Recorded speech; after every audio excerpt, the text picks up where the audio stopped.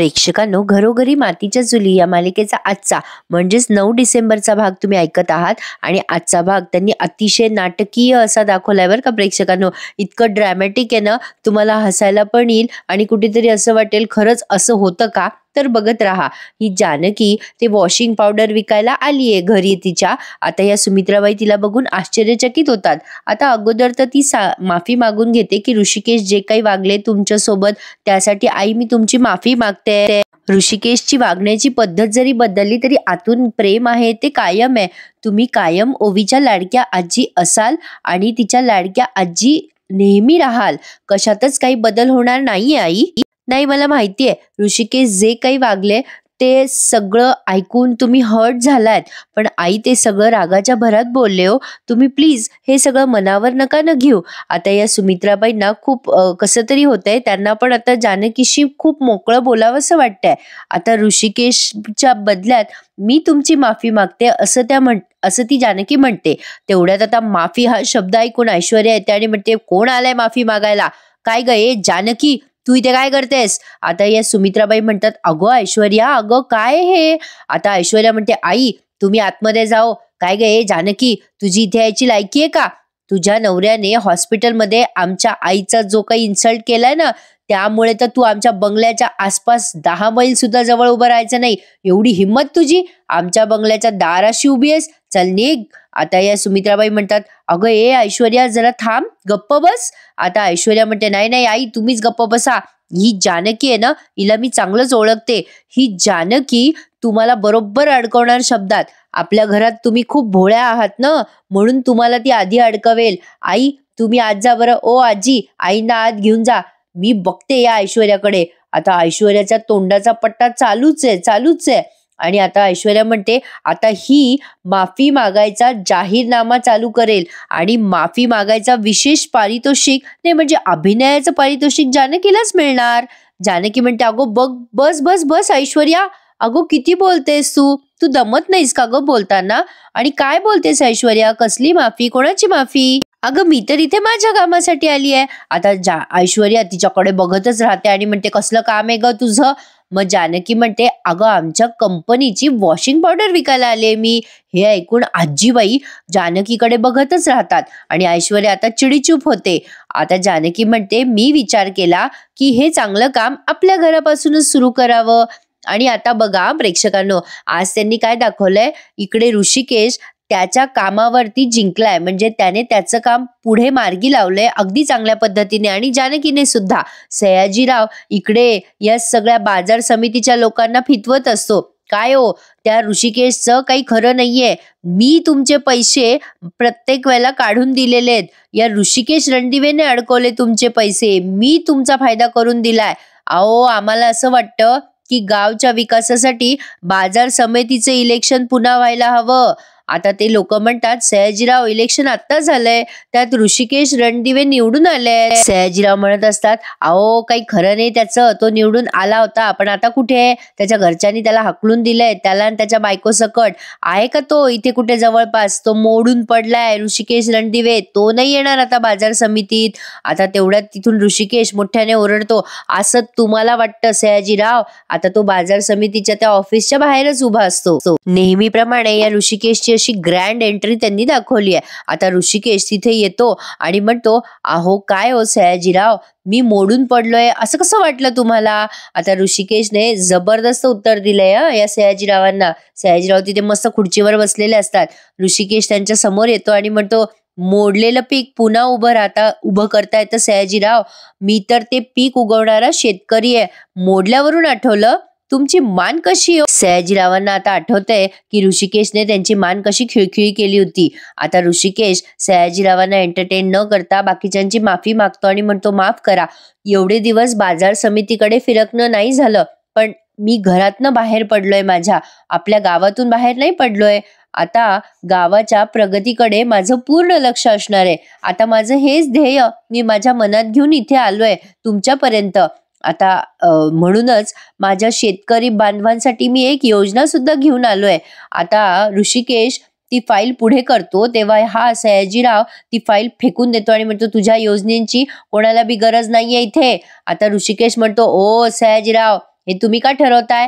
आता सयाजीच्या जवळ जाऊन तो बोलतो आणि फाईल घेतो आणि म्हणतो, जे काही आहे ना ते माझ्या शेतकरी बांधवांनाच ठरवू द्या, तुमचा काही संबंध नाहीये. आता हा ऋषिकेश या सगळ्या शेतकऱ्यांना सांगतो, भावांनो, मी तुमच्यासाठी एक योजना घेऊन आलोय. तुमचं शेतमाल, शेतातलं धान्य त्या योजनेत तुम्ही दुप्पट किमतीने विकू शकता. आधीमध्ये कोणी पण नाही, ना कमिशन द्यायचं कोणाला, ना उधार घ्यायचं कोणाकडून. अहो सचिन भाऊ, आपणच मालक आणि आपणच नौकर, सगळं आपण आपलं करायचं. सगळ्यांचा फायदा होणार आहे माझ्या या योजनेने. कुठल्या पिकाने किती फायदा होणार आहे हे सगळं या योजनेमध्ये मी नमूद केलंय. तुम्ही हे सगळं एकदा वाचून बघता का? आता या ऋषिकेशने सगळे पॉम्पलेट त्या लोकांना वाटले. आता कुठलाही शेतकरी स्वतःच्या फायद्याचा आधी विचार करणार, यात काही शंका नाही. आता सगळ्यांनी ते पॉम्पलेट वाचलेत आणि त्यांना ती योजना पटली आहे. आता ऋषिकेश सगळ्यांना सांगतो की वाचा, अगदी काळजीपूर्वक ही योजना वाचा. सगळेजण ती योजना वाचण्यात गुंग झालेत आणि ऋषिकेश ती योजना समजवण्यामध्ये. आता इकडे बघा प्रेक्षकांनो, त्यांनी असं थरार दाखवलंय आज की इकडे ऋषिकेश स्वतःला सिद्ध करतोय आणि तिकडे जानकी स्वतःला सिद्ध करतेय.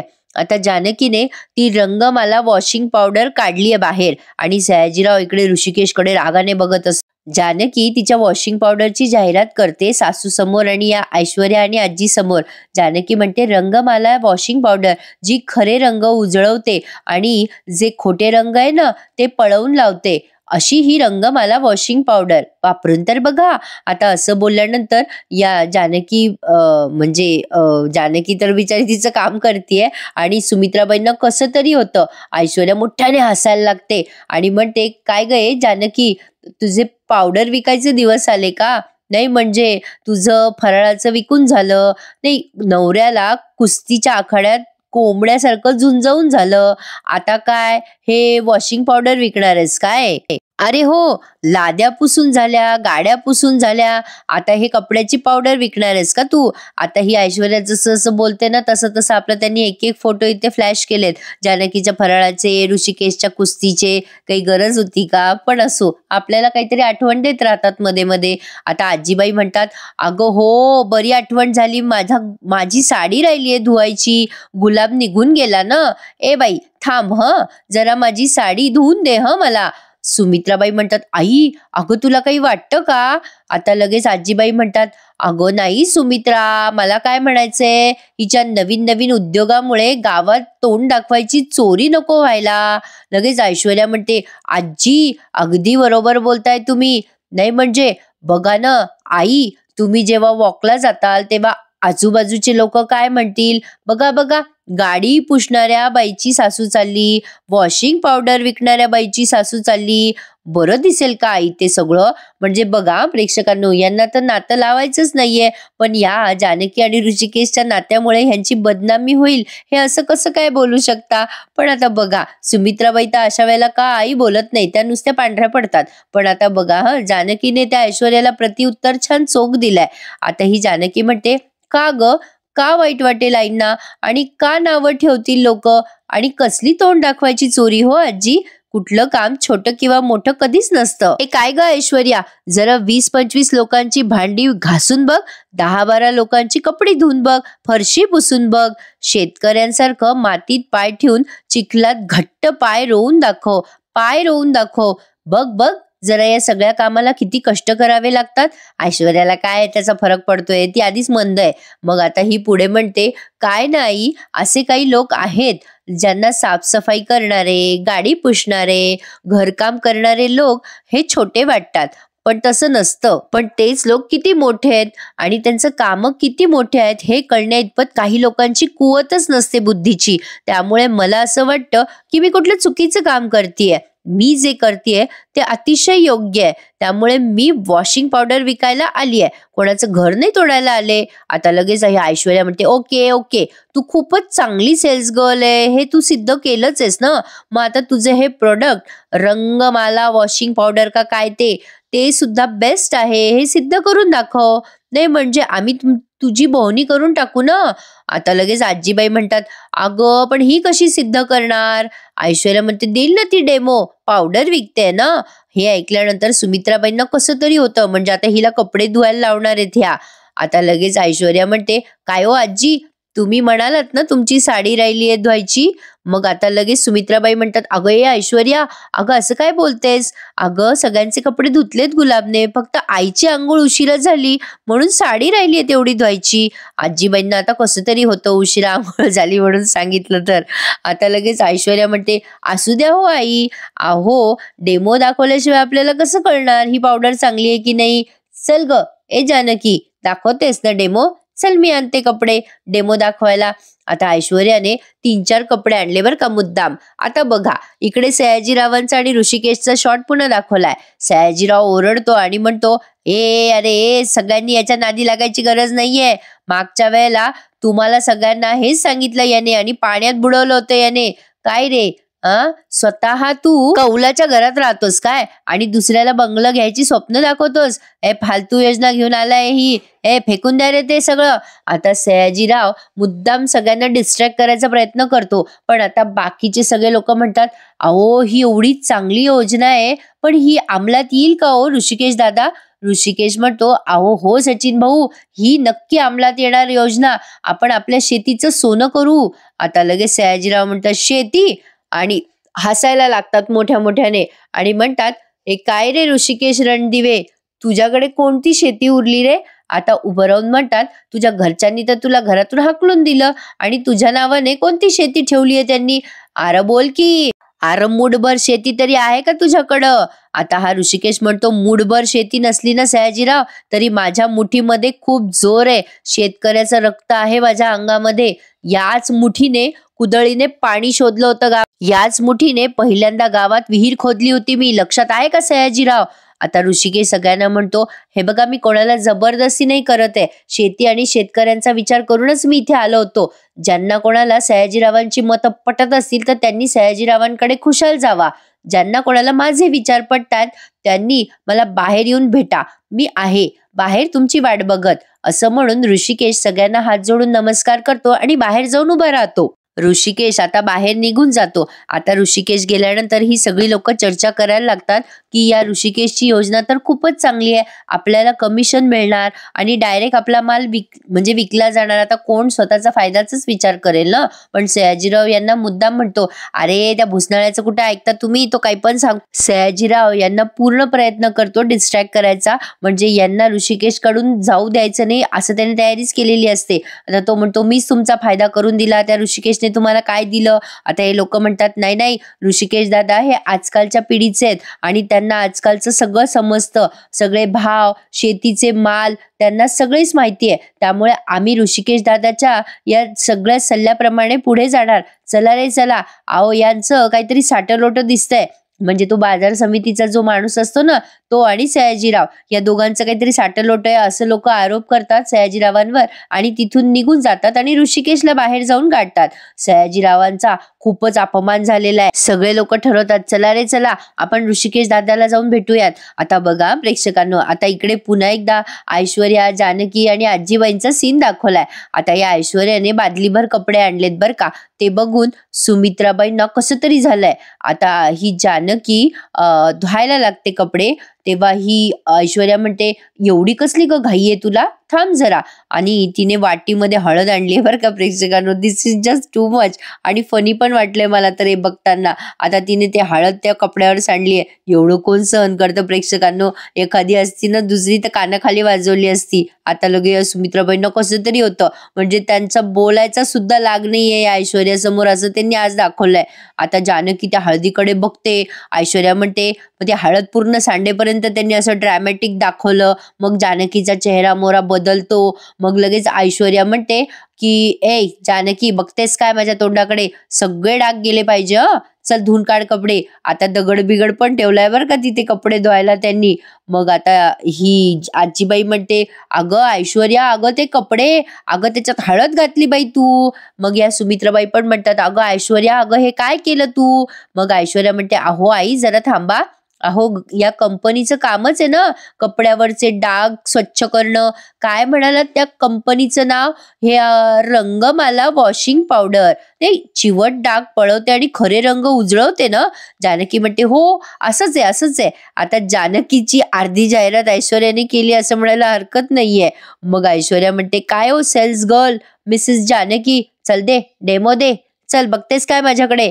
आता लगेच जानकी म्हणते हो देते ना, पण त्याआधी मला तुझे आभार मानू दे ऐश्वर्या. नाही म्हणजे तुझे यासाठी आभार मानते मी की यात आई नाना सारंग भाऊजी सगळ्यांचेच कपडे आणलेस ग तू. माझ्या कुटुंबियाचे कपडे, माझ्या घरच्यांचे कपडे धुवायला मला कसली आली आहे लाज. नाही म्हणजे मला तर अजिबात अपमान वाटला नाही ग यामध्ये. म्हणजे ऐश्वर्या ज्या हेतूने आली तो हेतूच जानकीने खोडून टाकला असं त्यांना दाखवायचंय. जानकी म्हणते खरं तर डेमो म्हटलं तर आम्ही एखादाच कपडा धुवून देतो, पण माझ्या घरच्यांचे कपडे मी धुणार आहे. त्यामुळे खरं तर माझ्या कुटुंबाची माझ्या हातनं सेवा होतीये यातच मला आनंद वाटतोय. सुमित्राबाई तिच्याकडे बघतात आणि ओशाळल्यासारखं करतात. मग आता जानकी ते पावडर त्या कपड्यामध्ये टाकते, ते कपडे भिजवते आणि ते कपडे लिटरली अख्खेच्या अख्खे धुवून दाखवते. प्रेक्षकांनो कमाले बाई या कलाकारांची काम करायची. आणि आता बघा हा थरार इकडे चालू आहे आणि दुसरीकडे हे सगळे शेतकरी ऋषिकेशच्या मागे मागे येतात. ऋषिकेश म्हणतो सदाभाऊ सचिन भाऊ काय ठरलं तुमचं? सगळे लोक म्हणतात ऋषिकेश दादा आम्ही सगळे तुमच्या पाठीशी आहोत. ऋषिकेश म्हणतो तुमच्या सगळ्यांचे आभार, पण तुम्ही माझ्या बाजूने आहात म्हटल्यावर तुम्हाला सयाजीराव त्रास देईल तर. आता ते माणसं म्हणतात तर काय, जशी तुम्हाला आमच्या पिकाची काळजी आहे तशी तुम्हाला आमची काळजी आहे हे आम्हाला ठाऊक आहे. आमचे ऋषिकेश दादा मुळशीचे कुस्तीपटू आहेत, आम्हाला काय टेन्शन आहे. अहो काय नडलात तुम्ही आज सयाजीरावांना. नाही म्हणजे आम्हाला त्यांचे निर्णय नाही पटत, भीती वाटते थोडी, पण काय आहे ना तुम्ही आहात ना आमच्या पाठीशी, झालं तर मग. ऋषिकेश म्हणतो आता कोणाला घाबरायचं नाही, आपली एकी हेच आपलं बळ आहे आणि आता याच एकीवर आपण हक्काचा बाजार मांडायचा. लोक विचारतात म्हणजे काय करायचं? ऋषिकेश म्हणतात की आपण आपला स्टॉल मांडायचा बाजारामध्ये. आपण सुरुवात केली ना की आपल्याला बघून आपोआप बाकीचे शेतकरी मित्र आपल्या बाजूने येतील. मग आता ते लोक म्हणतात तुम्ही म्हणताय ना दादा तर होईल असं, आम्ही आहोत तुमच्या बाजूने. आता ऋषिकेश म्हणतो चला तर मग मिळून आपल्या गावचा विकास घडूयात, शेतकऱ्याचं राज्य आणूयात. असं म्हणून ऋषिकेशने सगळ्यांशी हात मिळवला. ही बाजी ऋषिकेश आणि जानकीने मारलीच. ऐश्वर्या आता जानकीकडे बघतच राहते, कारण जानकीने ते हळदीचे डाग अगदी चकाचक करून टाकलेत. पांढऱ्या धोत्र्यावर हळद सांडलेली जानकीने अगदी अलगदपणे मिटवून टाकली. म्हणजे जानकीचा वॉशिंग पावडरवर असलेला विश्वास सार्थकी ठरला म्हणायचं तर. आणि आता ते धोत्र शर्ट सगळे झटकलेत मुद्दाम ऐश्वर्याच्या तोंडावर आणि ऐश्वर्याच्या तोंडावर ते पाणी सांडलंय आणि आजीबाईंच्या पण. जानकी आता ऐश्वर्याकडे बघते आणि म्हणते रंगमाला डिटर्जंट पावडर चिवट डाग पळवते आणि खरे रंग उजळवते. हे या पावडरने सिद्ध केलं. काय ग ऐश्वर्या? ऐश्वर्या जानकीकडे बघतच राहते आणि आता मुद्दाम तिला टोमणा मारते जानकी आणि म्हणते ऐश्वर्या खरे डाग कसे समोर आणायचे आणि कसे पळवायचे ना हे मला चांगलं येतं बरं का. दोघी जावा जावा एकमेकींना अशी जबरदस्त खुन्नस देतात. जानकी म्हणते या कपड्यावरचे डाग तर मी दूर केलेच, आता लवकरच मनावर पडलेले डाग आणि घरावर पडलेले डाग, माझ्या नावावर पडलेले डाग मी दूर करणार, मग घ्याल ना घरात. आता असं म्हणून ती सुमित्राबाईंकडे बघते. आजीबाई लगेच म्हणतात काय काय म्हणालीस? मग जानकी म्हणते अहो कपडे धुण्याची पावडर घेताल ना हे विचारत होते मी. मग सुमित्राबाई म्हणतात हो जेवढी आणली आहेस ना तेवढी सगळी देऊन टाक. आता ऐश्वर्याचा हे ऐकल्यावर गटाणा गटाणा होऊन जातो. ऐश्वर्या सुमित्राबाईंकडे रागाने बघतात. आता सुमित्राबाई पैसे द्यायला लागतात तेव्हा त्यातली 100ची नोट खाली पडते. जानकी त्यांच्या हातातले पैसे पूर्ण घेते आणि 100ची नोट ती खाली पडलेली ती सुद्धा घेते आणि त्यांच्या पायाचा आशीर्वादही घेते. काय ड्रॅमॅटिक दाखवलं ना. मी तुम्हाला आधीच म्हणलं की आजचा भाग खूपच ड्रॅमॅटिक आहे. आता तिने या सुमित्राबाईंना नमस्कार केलाय आणि तिथे तिच्या सोबत असलेली सगळी वॉशिंग पावडर सुमित्राबाईंकडे ठेवून दिली आहे. जवळजवळ 5-6 किलोची वॉशिंग पावडर सुमित्राबाईंनी विकत घेतली आहे आपल्या सुनेच्या आणि लेवकाच्या संसाराला हातभार म्हणून. जानकीने आता ऐश्वर्याकडे पाहून असे केस भिरकावलेत, म्हणजे तिच्या समोरचे केस असे मागे सारले आता या ऐश्वर्याचा जबरदस्त चेहरा उतरलाय प्रेक्षकांनो. जानकी ती सगळं पावडर तिथे ठेवून निघून जाते आणि ऐश्वर्या सुद्धा सुमित्राबाईंकडे रागाने बघते आणि तरातरा निघून जाते. आता बघा प्रेक्षकांनो, आजींना पण राग आलाय सुमित्राबाईंचा, पण सुमित्राबाईंनी जे काही केलंय त्यामुळे त्यांना समाधान मिळालंय हे मात्र खरं आहे. आता पुढच्या भागात त्यांनी दाखवलंय ओवी तिच्या आईला म्हणते की मला आजीची आठवण येते. बाबा नेहमी म्हणतो की आपल्या तिघांचीच फॅमिली आहे, आता आपण त्या घरी जायचं नाही का ग आई? आता जानकी ओवीला विश्वास देते, नाही बेटा, आपण त्या घरात लवकरच जाणार आहोत. आणि इकडे ऐश्वर्याने त्या पावडरला लात मारली आणि सगळ्या घरात पावडर पावडर केली. सुमित्राबाई चिडतात आणि म्हणतात, काय ग ऐश्वर्या, अगं किती घाण केलंस हे सगळं, कोण करणार हे सगळं स्वच्छ आता? ऐश्वर्या त्यांना उलटून उत्तर देते आणि म्हणते, तुम्ही करा ना जरा घरातली कामं, करा हे सगळं स्वच्छ. आणि आता हे ऐकल्यावर सुमित्राबाईंना असं एकदम टेन्शनच आलं. अरे बापरे, हिने तर लायकीच दाखवून दिली डायरेक्ट हिची. आणि सुमित्राबाई आता रडायला लागतात आणि आजीबाई तिच्याकडे बघून रडायला लागतात. मजा येणारे पुढचे भाग बघायला, हो की नाही? आजचा भाग आवडला असेल तर चॅनलला प्लीज सबस्क्राईब करायला विसरू नका. घरोघरी मातीच्या चुली या मालिकेच्या डेली रिव्ह्यू साठी. आणि हो प्रेक्षकांनो, तुम्ही दिलेल्या शुभेच्छांसाठी खरंच खूप खूप धन्यवाद. खूप छान वाटलं मला तुम्हा सगळ्यांच्या शुभेच्छा बघून. असेच शुभ आशीर्वाद आणि तुमचा सपोर्ट कायम माझ्या पाठीशी असू द्यात. आणि घरोघरी मातीच्या चुली या मालिकेचे खरेखुरी रिव्ह्यू एन्जॉय करण्यासाठी आपल्या चॅनलला सबस्क्राईब करायला खरंच विसरू नका. कसा वाटला एपिसोड सांगा. उद्या पुन्हा भेटूयात पुढच्या नवीन रिव्ह्यू सहित. तोपर्यंत धन्यवाद.